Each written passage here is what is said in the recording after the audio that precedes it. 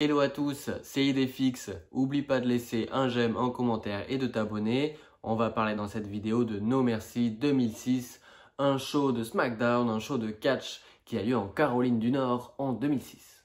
Au début, je ne voulais pas parler de ce show, mais quand j'ai vu qu'il y avait 3 premières apparitions en pay-per-view dans ce show, de 3 catcheurs importants, ou plus ou moins importants, j'ai décidé d'en parler quand même. C'est un show de SmackDown dans une période difficile au niveau des histoires et du roster. C'est pas très intéressant, mais on est dans l'amélioration petit à petit, donc ça mérite quand même d'en discuter. J'ai noté ce show 11,5 sur 20. On a une carte qui peut paraître assez horrible, mais 11,5 sur 20 au final, c'est pas si moche que ça. Ce qui est moche par contre, c'est cette pochette. Là, on est vraiment sur quelque chose de pas jojo, de pas joli. Et pourtant, on aurait pu avoir ça. On démarre tout de suite avec le premier match. C'est Gregory Helms, le champion poids moyen, contre Matt Hardy. Dans un match simple où la ceinture n'est pas en jeu. Ce sont 2 catcheurs de Caroline du Nord. Ce sont des catcheurs locaux. La foule est donc bien présente, ce qui est vraiment bien pour un opener. Et en plus de ça, on a un super match. Vraiment un très bon match. Il y a une bonne opposition, les 2 catcheurs se connaissent très bien. En plus, ils ont un petit peu grandi ensemble, donc il y a une vraie alchimie. Et pour finir, pour conclure le tout, il y a une bonne écriture dans ce match. Il y a des rappels de SmackDown, il y a des rappels de Great American Bash 2006. Donc tout se passe très très bien. C'est très fluide. C'est un match d'une quinzaine de minutes, je dirais. Un match partagé qui finit avec une victoire de Matt Hardy après un Twisted Fate. C'est un match que moi je vais noter 15 sur 20. Il n'y a pas de gros moments malgré tout dans le match. Il n'y a rien d'extraordinaire.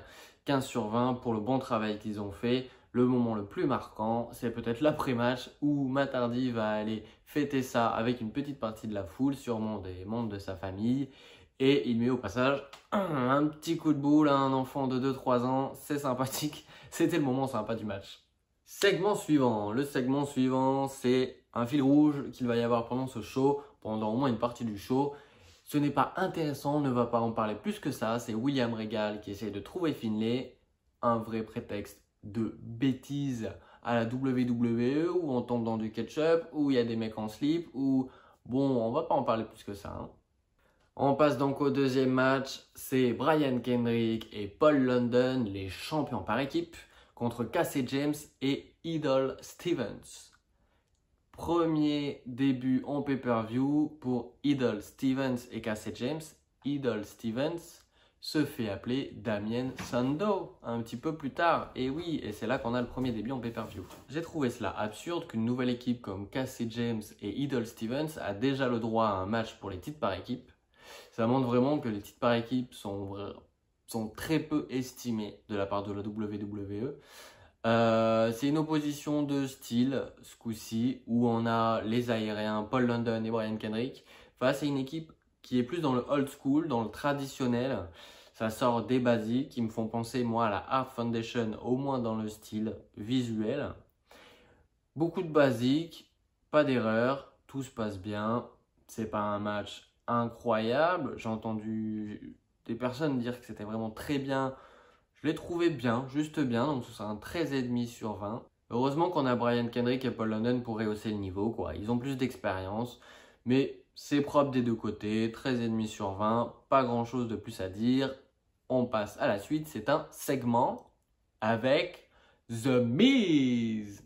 Première apparition en pay-per-view de The Miz, peut-être même première apparition à la WWE en tant que SmackDown héros. Et il est là pour son cadeau d'anniversaire. Mais oui, bien sûr. Moi, je sens une inspiration dans... Je sens qu'il s'inspire de The Rock. De The Rock ou éventuellement un petit peu d'un gars comme Eugène. Parce qu'il fait quand même bien l'imbécile au début. Il a vraiment l'air con. Mais on sent l'inspiration de The Rock. Il a une catchphrase qui est « Say Hourra !» Voilà, c'est pas très malin. Mais il a une catchphrase, moi je sens l'inspiration. Et donc c'est Layla qui vient lui offrir une petite danse sexy, un striptease. À un moment, elle lui bande les yeux, c'est sympathique à voir. Et pendant qu'elle lui bande les yeux, il y a Big Dick Johnson qui arrive. Big Dick Johnson, je vous conseille pas d'aller voir qui c'est. C'est un gros en slip, c'est tout ce que vous avez à savoir. Qui vient remplacer Leila, bref. C'est un petit peu drôle, pas beaucoup quand même. C'est cringe, mais bon, c'est l'époque encore. Fin 2006, ça va s'arranger petit à petit. 2007, on verra un petit peu plus de modernisme, au moins dans les segments. Un petit peu moins de stupidité plus tard. Pas grand chose de plus à dire. Encore des conneries, quoi. Et donc, on passe à la suite. Le troisième match de la soirée. Deuxième match, début de Damien Sandow. Ensuite, début de The Miz. Et maintenant, les débuts de MVP. 3 débuts comme ça à la suite de catcheurs qui vont être quand même un peu influents. Au moins The Miz est légèrement MVP. Donc c'est MVP qui vient pour la première fois. Il avait fait avant juste des vignettes. Il vient pour affronter un catcheur local du nom de Marty Garner. Je ne savais absolument pas qui c'était. Je ne sais absolument pas qui c'est. Mais je peux vous dire qu'il a catché à la ECW, à la ECW. Et que c'est également un pote des Hardy Boys. C'est un match que je ne vais pas noter. Je veux bien le noter à la limite un 10, à la limite un 10 sur 20 la moyenne quoi. Histoire de mettre une note, mais il a duré 2 minutes 20, quelque chose comme ça. C'est ce qu'on appelle un squash. Mais je dirais que 2 minutes pour un squash, c'est long. Parce que dans ces 2 minutes, Marty Garner, l'adversaire de MVP, arrive à lui mettre 1 ou 2 esquives et une patate. Donc déjà, MVP, tu sens qu'il ne sera pas un main eventer. C'est pas possible. Quand tu te prends ça de la part d'un anonyme total, t'es mid-quart d'heure. Bon, voilà. À la suite. Donc, on passe à la suite. Quatrième match. Mr. Kennedy contre Undertaker. Je crois que le titre des États-Unis n'était pas en jeu. Il avait été mis en jeu, puis plus en jeu, puis en jeu, puis... On ne savait pas trop, mais au final, il n'était pas en jeu, le titre. Donc, quand j'ai vu qu'il n'était pas en jeu, je me suis dit, ah, c'est pour donner la victoire à Taker, mais pour laisser la ceinture à Kennedy. Et en fait, non, ça va pas se passer comme ça va être différent. On a un long match d'une vingtaine de minutes, je crois, où l'Undertaker domine. Il domine les 3/4 du temps en se concentrant principalement sur un bras, sur le bras de Mr. Kennedy, le bras gauche, je crois. C'est lent, c'est vraiment très lent. Heureusement, à un moment, il y a un petit retour de Kennedy et la fin du match est à peu près partagée. Et on finit avec une disqualification de l'Undertaker. Mr. Kennedy essaye de frapper Taker avec sa ceinture. Il esquive, je ne sais plus ce qui se passe. Taker prend la ceinture et c'est lui qui frappe Kennedy avec. Franchement, je trouve qu'il perd en crédibilité en ayant fait ça. C'est l'Undertaker, ça donne peut-être de la crédibilité à Kennedy, mais en même temps, il a tellement galéré pendant le match que pour moi, c'est match nul à la fin. Personne ne sort gagnant de ce match. Après le combat, on a l'Undertaker qui lâche un peu ses nerfs sur Kennedy. Voilà quoi, pour moi c'est pas utile ce match, ça n'a fait rien avancer. Je lui ai mis un 10 sur 20. Oui c'est ça, 10 sur 20. On va dire une victoire de Kennedy. C'est bien parce qu'il est quand même champion et qu'il s'est pris, je crois c'était à Bash, une raclée par Batista. Une raclée par un Batista qui catchait mal. Donc c'est bien qu'il gagne un petit peu, mais là il gagne sur une disqualification en se faisant dominer. Donc pour moi les deux sont perdants, 10 sur 20. Vraiment ce match ne vaut pas le coup d'être vu. L'Undertaker fait le strict minimum. Et on va encore avoir une fin décevante dans le 5e match. Eh oui, c'est Rey Mysterio contre Chavo Guerrero dans un False Count Anywhere.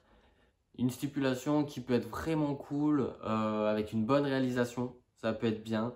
Et là, le problème du match, c'est pour moi la réalisation. Le catch aussi, ce qu'ils font aussi, mais surtout la réalisation, c'est-à-dire qu'ils passent peut-être 2 minutes sur le ring, ils restent pas longtemps sur le ring, ils vont très vite dans les gradins. Et dans les gradins, c'est un genre de couloir, donc niveau réalisation, c'est difficile à regarder parce que le caméraman est obligé d'être soit derrière, soit devant les catcheurs. Il essaie d'être au plus proche et des fois c'est même trop proche pour apprécier le spectacle. Je pense que pour le public sur place, c'était vraiment impressionnant, mais nous, à la télé, ce n'est pas agréable à regarder. Il n'y a pas de grosse prise de risque pour un false continuer, c'est dommage. Il n'y a, je crois, aucune arme qui est utilisée. C'est juste, je te pousse dans la barricade, je te la tête dans la barricade, je te fais tomber là, je te fais tomber là. Rey Mysterio fait de la gymnastique. Voilà, c'est vraiment, ouais, c'est de la gymnastique. Et comme je disais, fin décevante, Rey Mysterio fait un saut d'une petite, de quelques marches, je crois, du gradin sur Chavo. Il fait le tomber. Si c'est pas un bon timing pour faire le tomber, en plus, Chavo est un peu comme ça. Il est un peu adossé sur des gradins. Donc le tomber, ça tape. Non, ça va pas. On voit, il y a encore des choses derrière son dos à Chavo. Ça tape. Voilà, c'est pas impactant du tout. C'était mieux à SummerSlam 2006, quoi. C'est dommage. Cette rivalité pouvait être bien, mais pour l'instant, c'est pas top ce qu'ils font. Eddie Guerrero repose en paix. Arrêtez vite, s'il vous plaît, avec ça. Je pense que ce n'est pas fini. Et 6e match de la soirée. Un match qui est recommandé par les fans de catch hardcore. Pas ceux qui aiment le hardcore, hein, mais ceux qui sont vraiment dans la lutte, dans la technique. Alors que c'est vraiment la technique là des années 80 que l'on voit. Je n'ai pas tellement aimé ce match malheureusement. C'est William Regal contre Chris Benoit. Je ne sais pas si j'avais noté le match d'avant, c'est un 10 sur 20. Celui-là, je lui ai mis un petit point de plus, 11 sur 20. Mais c'est pas génial non plus, malheureusement. Ultra technique, le retour pendant ce match de Chris Benoit, il rentre de blessure. Comme je dis, ça ressemble un peu à de la lutte traditionnelle, et c'est ce qu'il faisait souvent dans les shows de SmackDown. Il mettait soit Regal, soit Finlay, soit Benoit. Voilà, il y avait un petit roulement comme ça de lutteur technique, mais du coup le rythme s'en voit ralenti fortement. À un moment, ça devient un petit peu plus stiff et donc un peu plus sympa quand Chris Benoit commence à mettre des coups de boule à William Regal, mais des vrais coups de boule. Mais vraiment, hein, William Regal a le front ouvert après les coups de boule. Et c'est pas mal parce que Chris Benoit, après, lui met des atémies sur le front. Des atémies sur le front, j'avais jamais vu ça. C'est le petit côté original, mais dans l'ensemble, ça manque vraiment d'originalité. Ça manque vraiment d'originalité jusqu'à un crossface de Chris Benoit qui est lentement porté. C'est-à-dire, il est là comme ça. S'il te plaît, donne-moi le bras. C'est bon, s'il te plaît, fais-moi ça. Hop, crossface, c'est gagné. C'est pas du grand spectacle. On va dire qu'il y a un manque de suspense et un manque de surprise dans ce match. Est-ce que le main event va nous apporter ce qu'on veut? C'est l'heure du main event entre King Booker, Batista, Bobby Lashley et Finlay. C'est un Fatal 4-Way du coup pour le titre World Heavyweight Champion. Alors en coulisses, pendant le show, ils ont tous refusé de faire alliance. Que ce soit Booker et Finlay, que ce soit Lashley et Batista, ils ont tous refusé de faire alliance. Et pourtant, très vite dans le combat, on a Lashley et Finlay qui font alliance. Moi, j'ai trouvé l'idée sympa parce qu'à côté, tu as Batista et Lashley qui ne feront pas alliance. Ce que j'avais envie, c'est qu'il y ait une alliance de leur côté pour reprendre le pouvoir et la domination dans le combat. Mais malheureusement, sur un timing un petit peu raté, je pense, de Finlay, on a Finlay qui finit par trahir Booker. C'est assez tôt dans le match. Il ne se passe pas grand-chose de marquant une nouvelle fois, hein. Vraiment, ce show est assez linéaire, je dirais. Et Batista, à un moment, saigne sans aucune raison. Je suis quasiment sûr pour le coup que c'est du faux sang, que c'est une capsule de sang. Il saigne vraiment du milieu du crâne ici, suite à des coups de bélier. Donc il n'y a aucune raison qu'il s'est fait mal à ce moment-là. J'ai regardé plusieurs fois le segment. Il n'y a aucune raison qu'il se fasse mal. Donc à mon avis, il devait avoir une capsule collée peut-être sur le crâne ou quelque chose dans les mains, je ne sais pas. Mais ça a explosé sans faire exprès. Ça fait un petit peu bizarre quand même quand on y pense.